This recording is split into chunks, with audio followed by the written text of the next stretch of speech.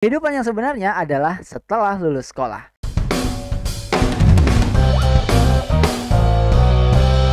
Oke teman-teman, kembali lagi bersama aku di Koinspirasi Digital. Bismillahirrahmanirrahim. Assalamualaikum warahmatullahi wabarakatuh. Alhamdulillahirabbil alamin. Allahumma sholli ala sayyidina Muhammad wa ala ali sayyidina Muhammad.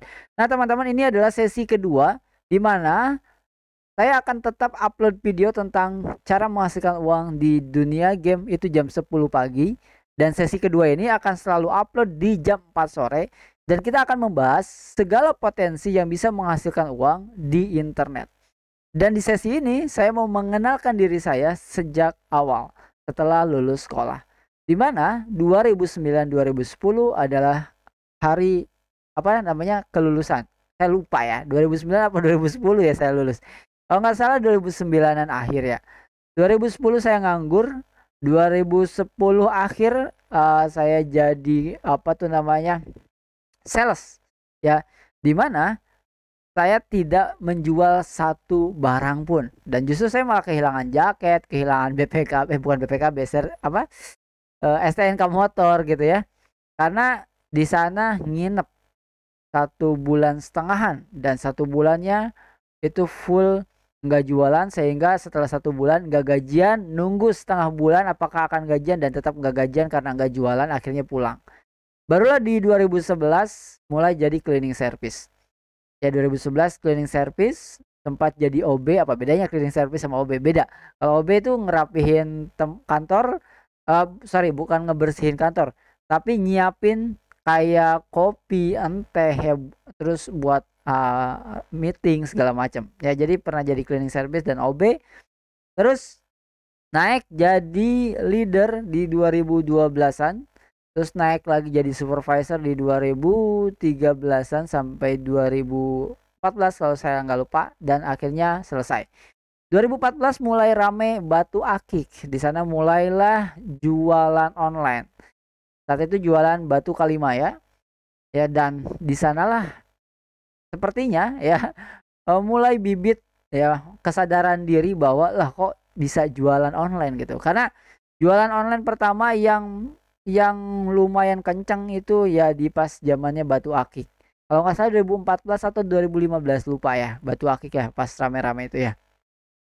Nah di sana akhirnya 2014-2015 akhir kalau nggak salah itu mulai kerja lagi 2015 akhir, setelah lama jadi pesulap di 2015.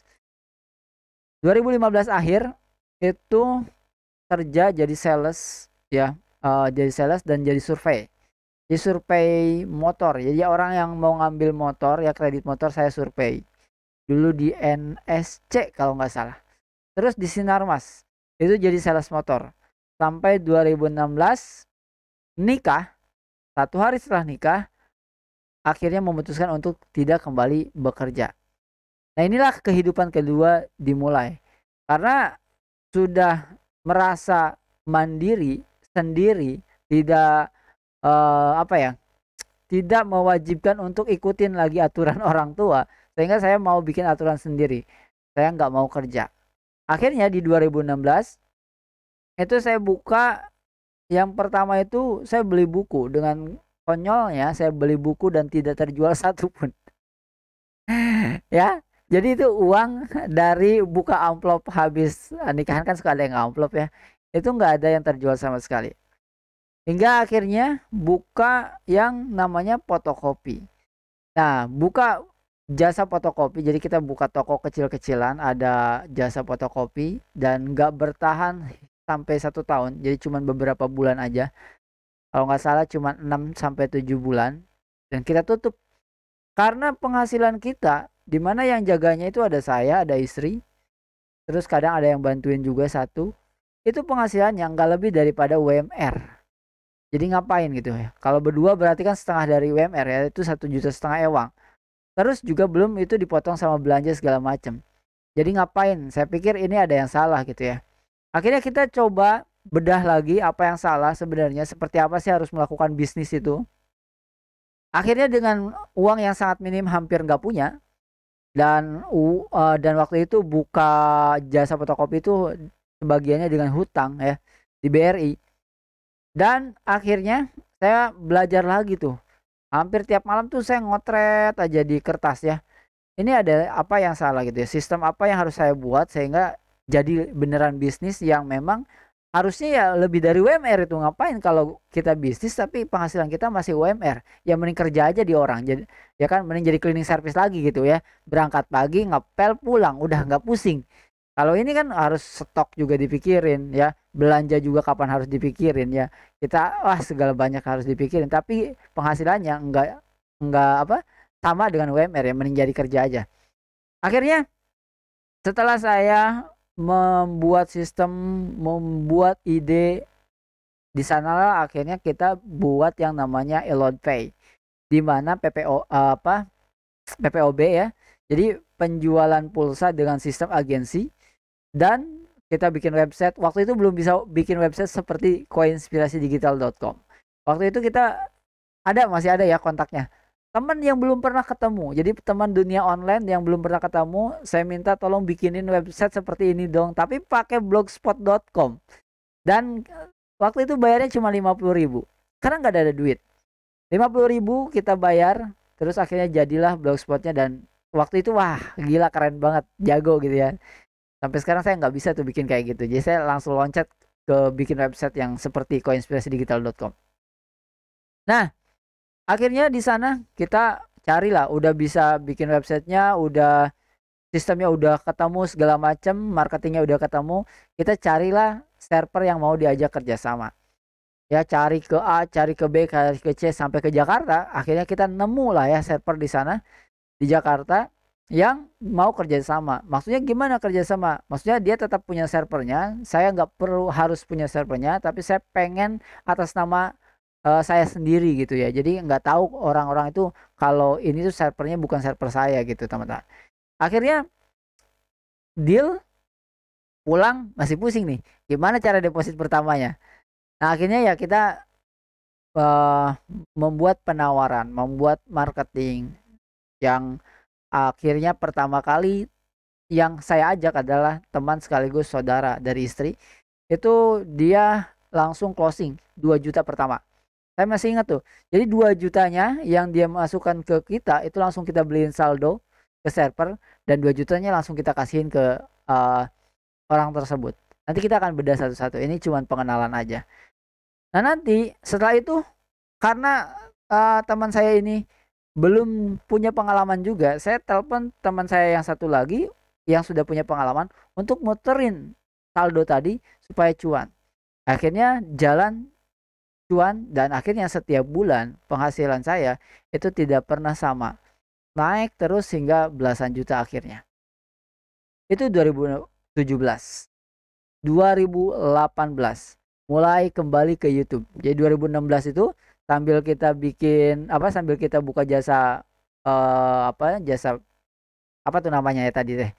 Jasa fotokopi itu kita sambil bikin konten. Karena di 2015 saya pesulap, jadi kita bikin konten sulap. Ya jadi awal-awal kita bikin konten sulap dengan HP yang sangat burik sekali. Jadi kalau sekarang nonton itu kayak gini nih. Nggak kelihatan dulu kayak yang cerah-cerah aja ya. Kalau sekarang pas ditonton lagi loh kok seburik ini gitu.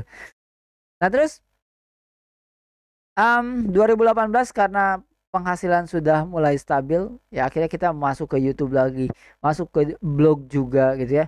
Ternyata di YouTube-nya meledak ya sampai akhirnya bisa ramai banget gitu teman-teman. Dan di 2018 akhir sampai 2019 awalan itu akhirnya kita bisa punya cash 100 juta pertama. Jadi alhamdulillah ya dari berbagai macam ya itu juga banyak yang kelewat tuh. Kita juga belajar kelas marketing, belajar kelas cara bikin produk. Banyak tuh dari 2017 pokoknya kita udah mulai ikutan kelas.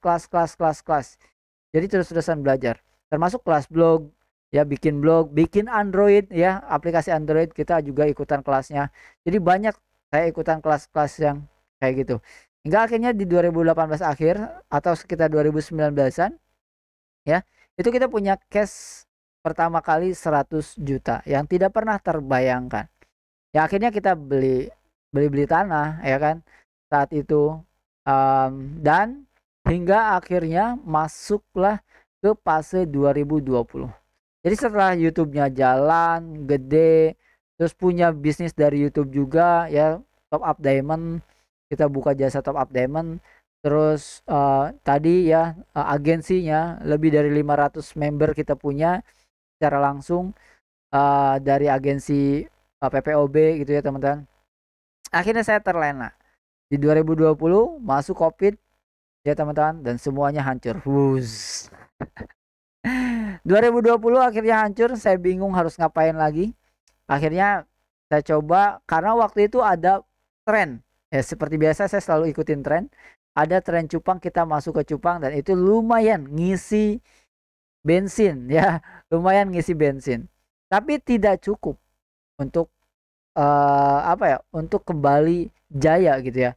Tidak cukup. Akhirnya kita memutuskan untuk oke lah, kita bikin channel baru dan kita ngebahas sesuatu yang baru yang sebenarnya udah pernah dibahas di channel sebelumnya. Dimana sebenarnya channelnya sebelumnya itu juga menghasilkan uang yang sama dengan channel yang saat ini.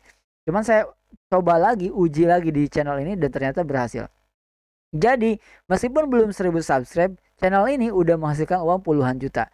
Karena itu praktek dari channel sebelumnya. Makanya ada kelas online, kita punya kelas The Power of YouTube. Bagaimana caranya menghasilkan uang puluhan juta walaupun belum 1000 subscribe. Itu dari pengalaman. Jadi saya dua channel itu pengalamannya sama. Channel yang pertama saya dapat uang gede itu gara-gara mempraktekkan ilmu yang ada di Koinspirasi Digital sekarang. Nah, ilmu Koinspirasi Digital ini itu adalah hasil dari pengalaman di channel sebelumnya. Ternyata berhasil. Jadi saya percaya siapapun yang memulai dengan cara saya di Koinspirasi Digital, kalian bisa juga punya penghasilan puluhan juta meski belum 1000 subscribe. Dan bahkan kalau kalian mau lihat channel ini sangat tidak menghasilkan uang. Ya saya 1 tahun 2023 itu saya cuma dapat $1000. $1000 itu kalau harganya saat itu cuma 15 jutaan. Kalau 15 juta dalam 1 tahun berarti 1 bulannya itu kurang dari 1,5 juta. Karena ada 12 bulan. Artinya YouTube yang Koinspirasi Digital ini sangat tidak mencukupi untuk kebutuhan. Kalau tidak menggunakan ya ilmu skill set khusus yang sudah kita buktikan berkali-kali. Jadi benar-benar konten channel YouTube ini nggak bisa ngasilin. Makanya bang saya udah subscribe ya, yang subscribe itu yang untung kalian, bukan saya gitu ya. Yang nonton itu yang untung kalian, bukan saya. Kenapa? Karena kita riset gamenya, kita beritahu caranya, kalian yang untung. Kalau kita nggak untung karena penghasilannya sangat kecil, dan bukan dari situ penghasilan kita, bukan dari penonton ya, bukan dari AdSense gitu teman-teman ya. Nah, itu adalah sedikit singkat ya cerita. Di sesi kedua ini kita akan belajar, nanti kita akan bedah apa aja yang bisa kita ambil secara potensial untuk bisa menghasilkan uang, bukan hanya sekedar dari game.